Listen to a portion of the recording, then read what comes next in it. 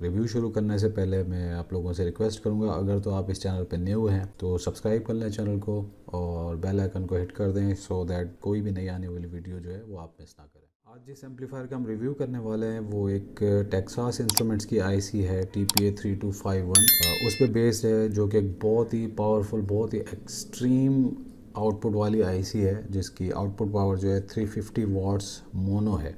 और ये एक ultra HD analog input class D amplifier है, जिसको स्टेरियो में और मोनो में इजीली कॉन्फ़िगर किया जा सकता है। और ये वाला जो आप बोर्ड देख रहे हैं, इसके अंदर भी वही आईसी लगी हुई है। तो इसको मज़ीद जानने से पहले जो कि मैं हर वीडियो में आपको बताता हूँ कि कोई भी एम्पलीफायर आप बाय करें तो उसकी आईसी जो है वो लाजमी चेक कर लें कि ओरिजिनल है या फेक है। तो सबसे पहले हम इसकी आईसी चेक कर लेते हैं कि वो ओरिजिनल लगी हुई है या फेक लगी हुई है, देन उसके बाद हम इसको कंटिन्यू करते हैं।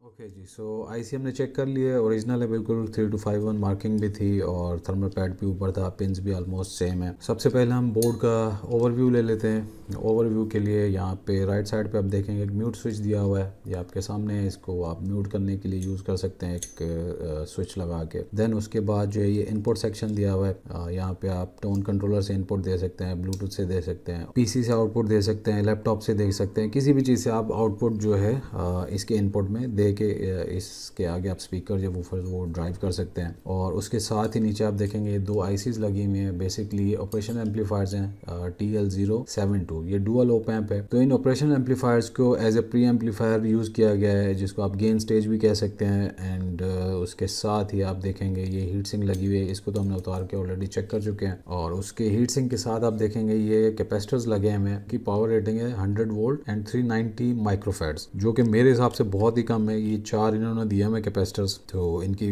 टोटल रेटिंग जो है ऑलमोस्ट 1400-1500 माइक्रोफैराड्स बन रही है, जो कि बहुत कम है। तो इसको आपने रिप्लेस करना है बड़े कैपेसिटर्स के साथ। ये मैं एक और बोर्ड भी मंगवाया था सेम, जिसमें मैंने मॉडिफिकेशन की है, एज यू कैन सी कि इसमें जो मैंने कैपेसिटर्स यूज़ किए हैं वो 4700 माइक्रोफैराड्स के हैं। और ये 4 मैंने रिप्लेस करके यहाँ पे लगा दिए और 3 के मैंने यहाँ पे कनेक्शंस कर दिए नीचे। सो चलते हैं बोर्ड की तरफ। एंड उसके नीचे यहाँ पे ये 10 माइक्रो हेनरी के कैपेसिटर्स लगे हुए हैं। और ये जो बोर्ड है इसको कॉन्फ़िगर किया गया है 4 ohms के लोड के लिए। और इसके नीचे आप देखेंगे टर्मिनल ब्लॉक्स लगे हैं। लेफ़्ट चैनल का आउटपुट दिया हुआ है, सेंटर में जो है इसकी पावर सप्लाई है, लेफ़्ट चैनल पे जो है लेफ़्ट साइड पे जो है इसका राइट चैनल है। और जहाँ तक पावर सप्लाई की बात है तो इसको आप 16 वोल्ट से लेके 36 वोल्ट तक आप जो है इसको ऑपरेट कर सकते हैं। मैक्सिमम जो इसकी पावर सप्लाई है वो 38 वोल्ट्स तक है। और आइडियल जो 36 वोल्ट है इसको आप कोशिश करें कि 36 वोल्ट्स पे ही यूज़ करें, क्योंकि ये एक बहुत ही एक्सट्रीमली पावरफुल एम्पलीफायर है। और जाहिर सी बात है जिसने भी ये परचेज़ किया हुआ तो उसको एक अच्छा आउटपुट चाहिए। तो अच्छे आउटपुट, अच्छी पावर के लिए आपको इसके साथ कंपैटिबल जो है पावर सप्लाई लगानी पड़ेगी, जिसकी रेटिंग ऑलमोस्ट 350 वाट्स तो होनी चाहिए।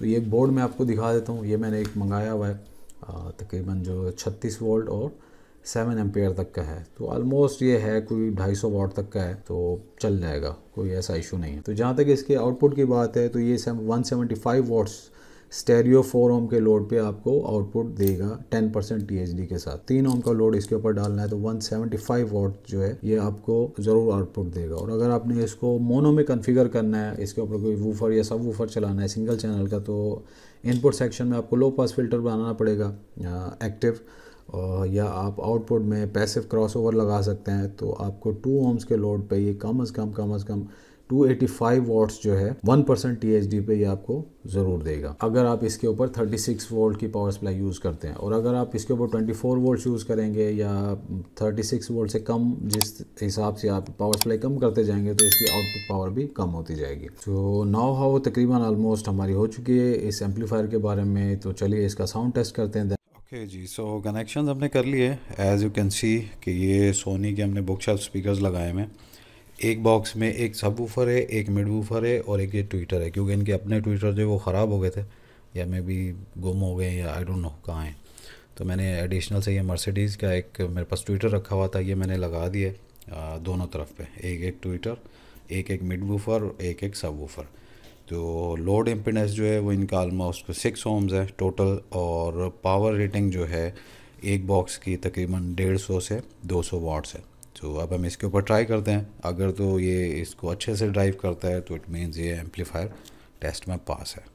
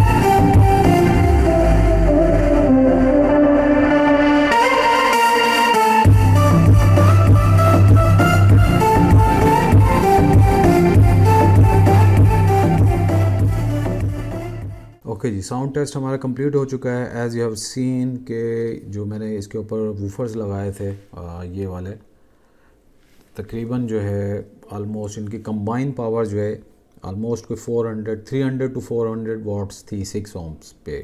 6 ओम्स जो है इसका एक चैनल का इम्पिडेंस थी और 6 ओम्स ही सेकंड वाले का। तो बहुत ही एक्सट्रीम तरीके से इसने इसको ऑपरेट किया है। एक्सट्रीम आउटपुट थी, बहुत अच्छा बेस रिस्पॉन्स था, बहुत क्लीन साउंड था। अभी तो मैंने इसके साथ किसी किस्म का कोई टोन कंट्रोलर यूज़ नहीं किया क्योंकि मैं वो लाजमी यूज़ करता हूँ, लेकिन डेमो जो है मैं वह चाहता था कि जो इस बोर्ड की एक्चुअल परफॉर्मेंस है वो आप लोगों के सामने आए। सो अब माइंड ब्लोइंग साउंड है यार इसका, बहुत ही एक्सट्रीम है। और जहाँ तक इसकी प्राइसिंग की बात है तो अभी डॉलर जो है वो पाकिस्तान में तो बहुत इंक्रीज़ हो चुका है। तो ये जब मैंने बाय किए थे 2 बोर्ड और पावर सप्लाई, तो एक की प्राइस थी ऑलमोस्ट कोई 7000 या 7500 इस किस्म का कुछ था।